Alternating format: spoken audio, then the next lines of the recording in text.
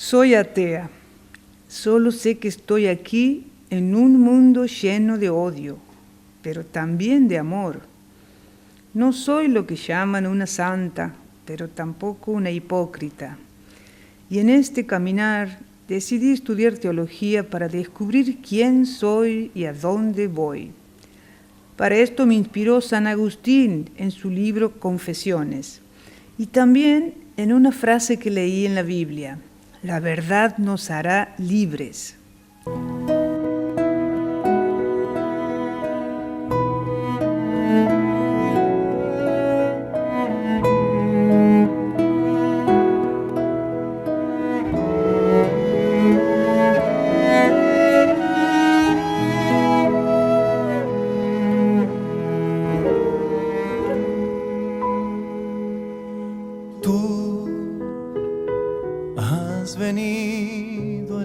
Al obispo Sueldo justamente lo conocí en la primera misa que dio aquí en la catedral, que está a mi espalda, cuando vino él de Orán, Salta.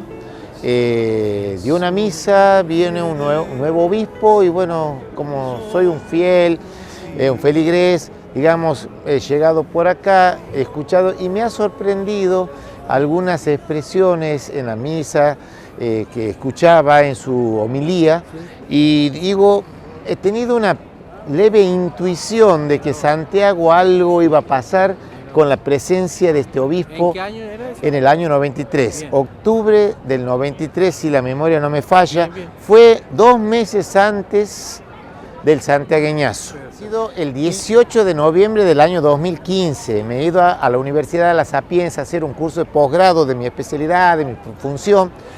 Y digo, aprovechando que voy a estar por Italia, por la Piazza San Pietro, vamos a ir y le voy a entregar, regalarle al Papa, si puedo, tengo posibilidades de regalarle un libro de Monseñor Sueldo. Difícil esa vez. Difícil, pero he logrado el objetivo, porque cuando uno quiere y además se propone, y estas cosas del obispo Sueldo nos impulsan a actuar y a andar. Resulta que cuando el Papa tenía que saludar a 600 personas, y yo he hablado 4 minutos con el Papa, cuando le hago ver el libro y ve la foto, Gerardo, dice, y me mira, ¿y vos quién sos?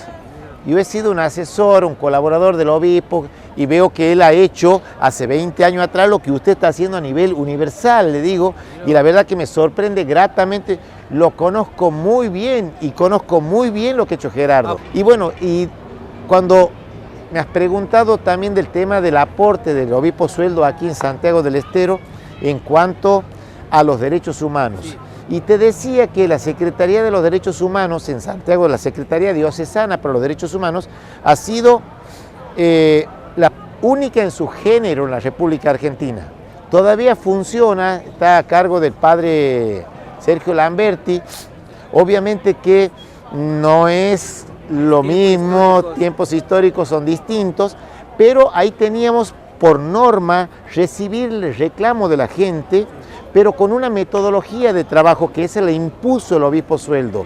Aquí vamos a imponer una metodología liberadora. Y yo le digo, obispo, yo soy abogado, yo medio de metodologías conozco poco, ¿por qué no me explica qué es eso?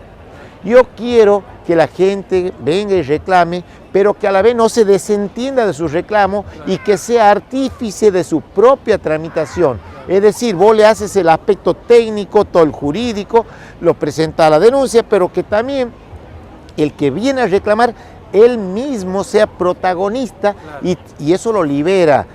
Obispo Sueldo es darle ese mensaje de agradecimiento al obispo y decirle que como gratitud de lo que él ha hecho por Santiago y que ha muerto por Santiago del Estero, nosotros, y en mi caso personal, el compromiso es mantener vivo su mensaje, su discurso, sus relatos, sus homilías. Y justamente como consecuencia de eso, y como profesor de doctrina social de la Iglesia, es enseñarle a los chicos universitarios todo lo que ha hecho el obispo Sueldo por Santiago del Estero, todo ese discurso, ese mensaje de esperanza, ese mensaje de liberación, ese mensaje de prosperidad que buscaba en los santiagueños. Y justamente es hacerles conocer a los chicos que ahora están estudiando y que van a ser futuros profesionales, ese mensaje humanista que surge de su doctrina. Entonces, decirle, Monseñor Sueldo, nosotros nos vamos a encargar de mantener vivo su mensaje hasta que Dios nos diga y nos mande el mensaje que, bueno, ya nosotros vamos a seguir luchando de por vida y llevar su mensaje hasta los últimos momentos. No has buscado ni a sabios ni a ricos, tan solo quieres. El obispo Sueldo tenía la idea de iglesia como reino, ¿no? Como reino, como sacramento, era totalmente conciliar, ¿no? Y dentro de esta idea de reino, digamos, el cristiano tiene dentro del reino de Dios la tarea, el laico, digamos, tiene la tarea de ordenar el orden temporal a través de su compromiso cristiano. O sea, el laico debe comprometerse con lo político, con lo económico, con lo cultural, con el mundo del trabajo, y en cuanto laico, en cuanto tiene también una función sacerdotal el laico, puede consagrar el mundo a través de su actividad. Esta era, digamos, la imagen de iglesia que tenía el obispo, y la otra imagen es pueblo de Dios, en donde todos, jerarquía, obispos, papas, somos peregrinos que vamos caminando hacia el reino de Dios. Bueno, en primer lugar quiero destacar que Santiago del Estero es la primera ciudad y a partir de ahí la primera provincia fundada en la República Argentina y ha sido la primera evangelizada, digamos. A partir de aquí se ha iniciado el proceso de evangelización en el noroeste argentino y también en la República Argentina. Entonces, podemos decir que la fe cristiana se ha instalado desde el momento del momento inicial de la vida de la sociedad santiagueña y de su historia. Entonces se supone que el reino existe en Santiago del Estero y dentro de las estructuras materiales en las cuales se expresa el reino, digamos, está la estructura familiar, la estructura de la convivencia social, está la estructura del Estado, de la práctica política. Y en eso, y aquí viene una cuestión muy importante que creo que ha sido poco comprendida, cuando Monseñor Sueldo denunciaba ciertas inequidades, ¿no? e iniquidades digamos, dentro de la sociedad santiagueña, no lo estaba haciendo en cuanto, digamos, era un hombre comprometido con lo político.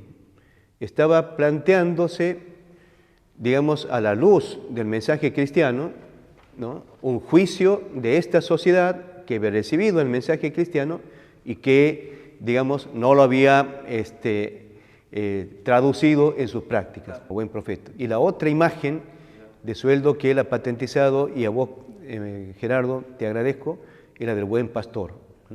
El buen pastor que en el Evangelio de San Juan nos dice, el buen pastor es el que conoce a sus ovejas y el que da la vida por las ovejas. Cuando dice conoce, en el lenguaje bíblico es el que ama a las ovejas. Y este amor es el que los lleva a cuidar a las ovejas, por eso el pastor aparece siempre con un báculo, y el báculo es un garrote que usaban los pastores para defender a las ovejas cuando venía el lobo, ¿no? Y entonces la imagen de Gerardo, tu imagen de buen pastor, ha sido justamente esta imagen de alguien que ha estado con mucho amor allí donde había una vida amenazada, ¿no? Lo hemos visto, Monseñor Sueldo, marchando cuando los docentes privados, me acuerdo, corrían el riesgo de que el Estado les quite el sostén de la educación privada. Él salió a marchar con los docentes. Estuvo con los obreros de Villa La Punta, me acuerdo, cuando también tuvieron problemas laborales y cuando se denunciaba el daño ambiental de las minas de Villa La Punta. Estuvo en la casa del niño Víctor Zaraco cuando fue víctima este niño de gatillo fácil policial. Y creía que había muerto y gracias a Dios ha hecho mucho frío y se ha podido coagular la sangre de alguna manera, digamos. Sí. Ha sido, digamos, un hombre que ha estado presente en toda circunstancia en la cual un ser humano estaba teniendo su vida amenazada. Y esta es la imagen del buen pastor. Quiero reivindicar tu imagen, Gerardo, como una imagen que a nosotros como iglesia santiagueña nos permite, nos interpela permanentemente y nos desafía a volver a implantar el testimonio cristiano como expresión de una palabra en la cual nosotros creemos. Muy bien, muchas gracias. Bueno, a Monseñor Sueldo, querido amigo, querido hermano, querido pastor, te agradezco infinitamente tu paso por Santiago del Estero, que ha sido breve en el tiempo, pero intenso. ¿Por qué mi agradecimiento? En primer lugar, porque en vos veo dos figuras centrales en la Biblia, que son la figura del profeta.